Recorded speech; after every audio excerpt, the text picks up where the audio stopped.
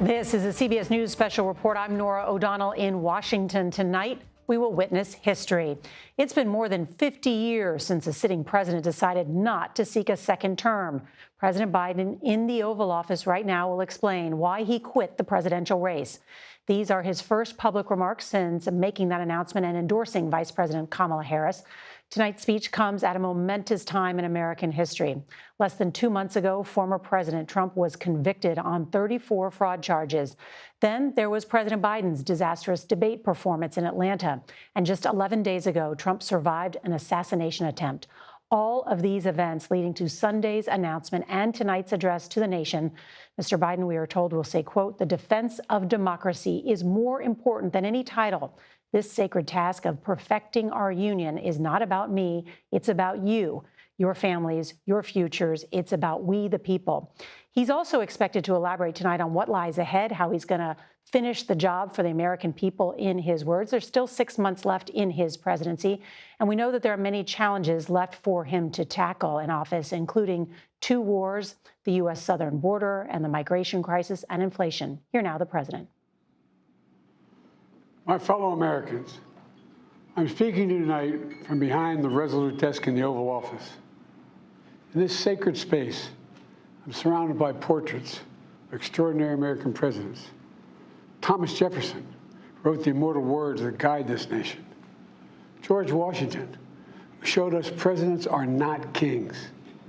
Abraham Lincoln, who implored us to reject malice. Franklin Roosevelt, who inspired us to reject fear. I revere this office, but I love my country more. It's been the honor of my life to serve as your president. But in the defense of democracy, which is at stake, I think is more important than any title.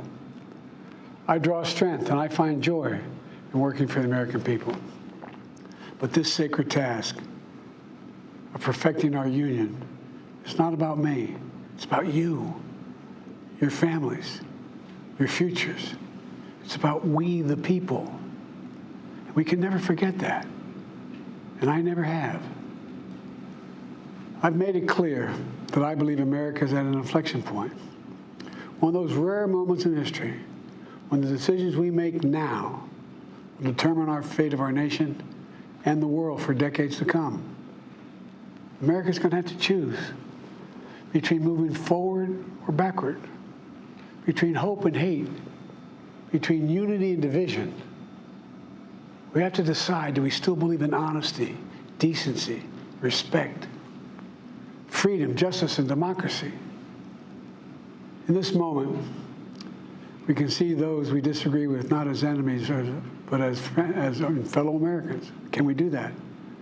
Does character in public life still matter? I believe I know the answer to these questions because I know you, the American people. And I know this: we are a great nation because we are good people.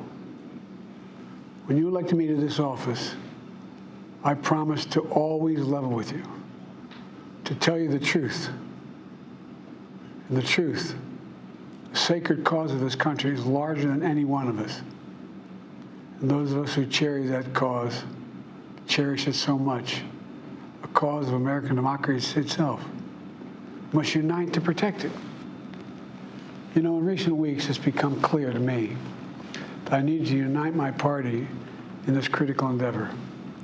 I believe my record as president, my leadership in the world, my vision for America's future, all merited a second term.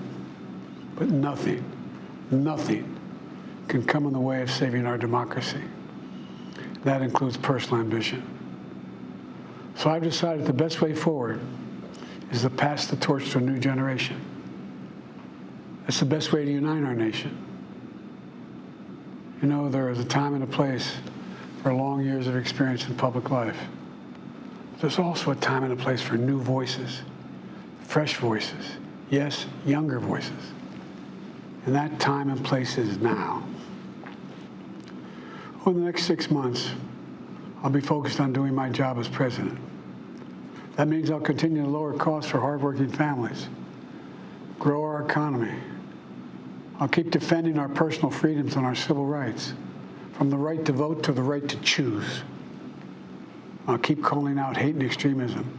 Make it clear there is no place in America for political violence or any violence ever, period. I'm going to keep speaking out to protect our kids from gun violence. Our planet from climate crisis is the existential threat.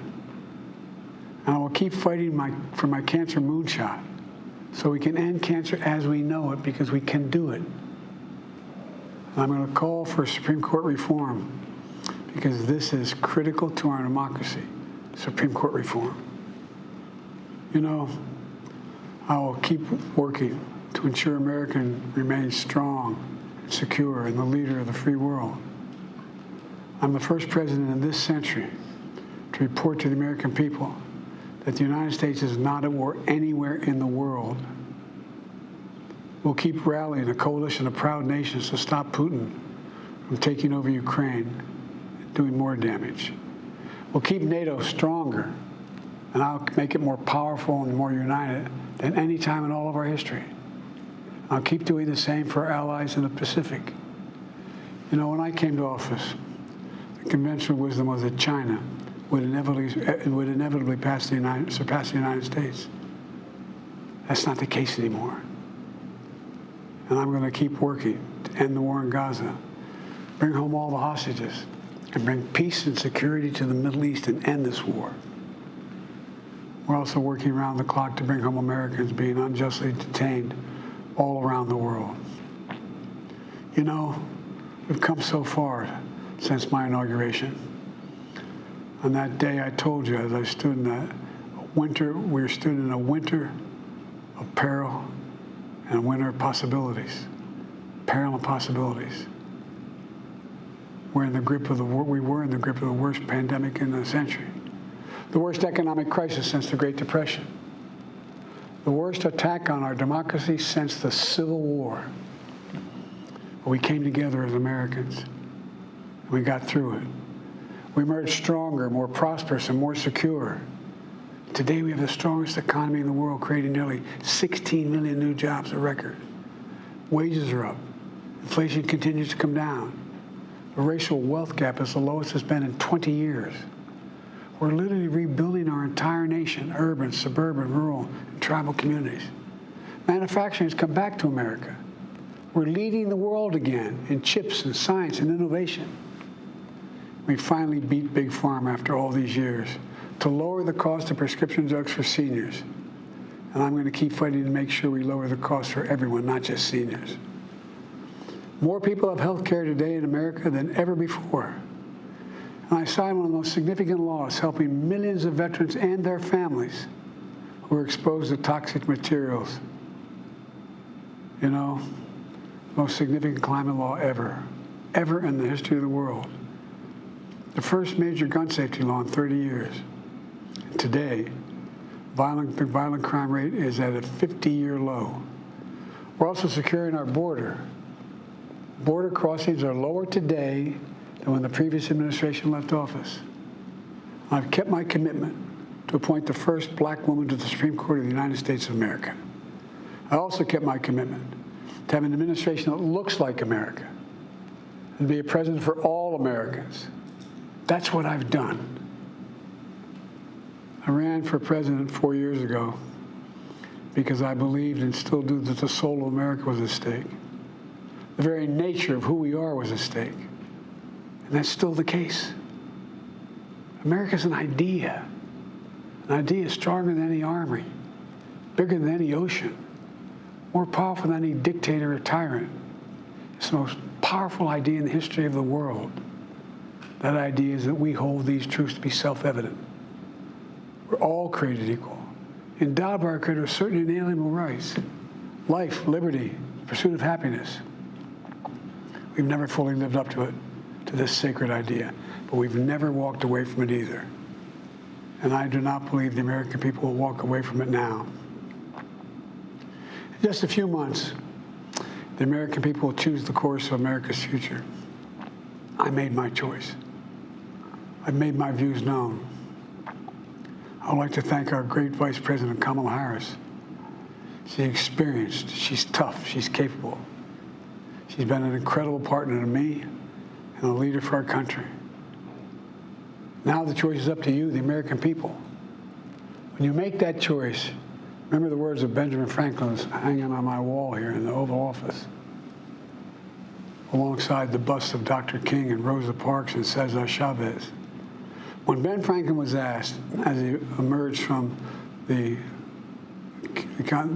convention going on, whether the founders have given America a monarchy or republic, Franklin's response was, a republic, if you can keep it.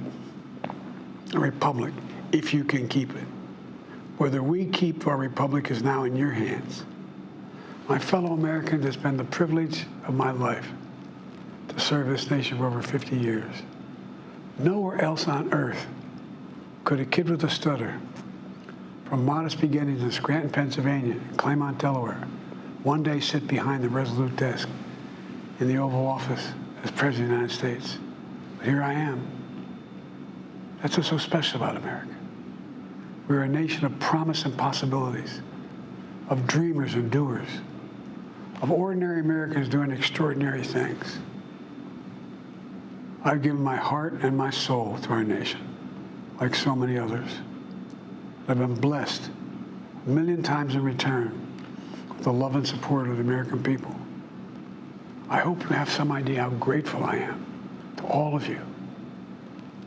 The great thing about America is here, kings and dictators do not rule, the people do. History is in your hands. The power is in your hands. The idea of America lies in your hands. We just have to keep faith, keep the faith, and remember who we are.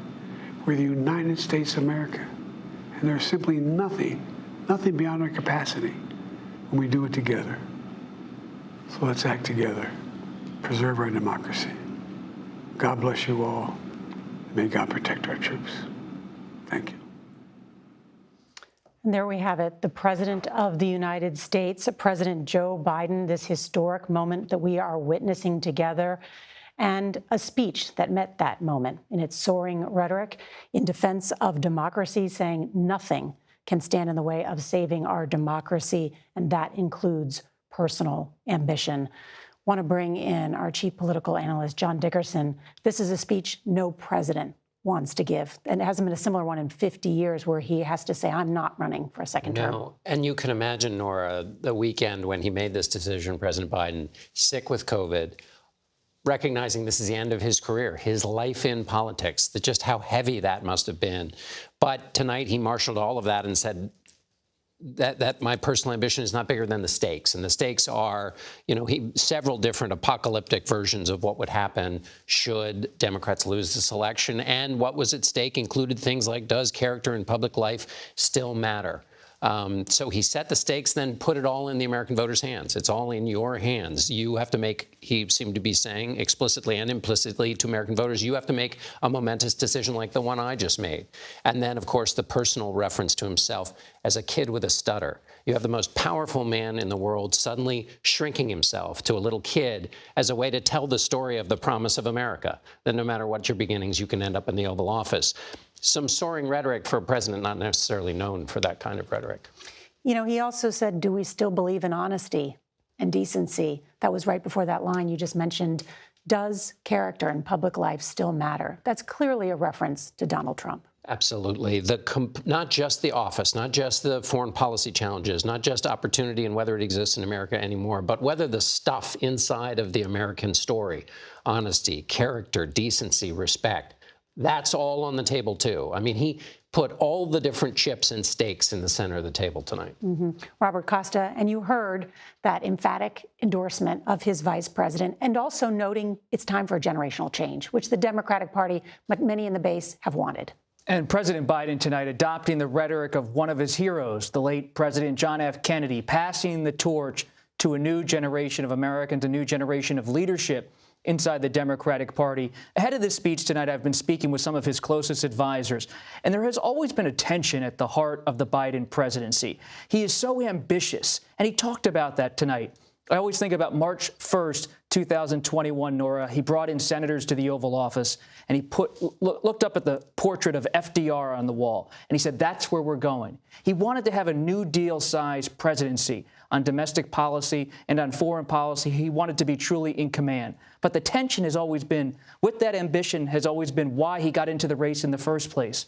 Donald Trump. Charlottesville in 2017, the white supremacist march pulled him back into the riptide of politics. He decides to run in his political winter, and it is Donald Trump's ascendancy once again, which is making him move toward this decision to leave the Democratic presidential race. And Ed, you cover the White House, and in talking to the president's advisors, right, that FDR model. And he has had a legislatively successful presidency, reaching bipartisan achievements in many ways. And yet he has struggled to communicate that. He has. And listening to what he wanted to work on in these final 6 months, it's a gargantuan list: inflation, the economy, civil rights and abortion rights, fighting extremism, gun control, climate change, his cancer moonshot project. Middle East peace. Middle East peace, which may be on the verge of a real breakthrough in the coming days. But what has always been the case with this president, from his campaign to tonight, is the editorial consistency, if you will, of his words and his mission. We're the United States of America. There's nothing we can do if we don't do it. Every single speech ends that way. But tying his inaugural to this farewell address, to talk about the winter of peril and the winter of possibilities, and hearkening back to that again today. One of the people he's been working with over the last several days, of course, is Mike Donnellan, his longtime speechwriter, who sits there with him and says, how do we tie all these things together? Remember, you're fighting for the soul of the nation. Tonight, pretty good capstone to all that work, if, in fact, this is the last speech many Americans remember from him. I want to bring in our chief White House correspondent, Nancy Cordes. And Nancy, want to get your reaction to the president's remarks tonight. Norah, we're getting a little bit of color from inside the Oval Office while this speech was taking place. And you've been in the Oval Office yourself many times. It's not that large of a room, but we're told that 39 people were crammed in there with the president to watch and pay tribute this evening as he gave this very difficult speech. Chief among them, his wife, Dr. Jill Biden, his children, Ashley Biden, Hunter Biden, and several of his grandchildren.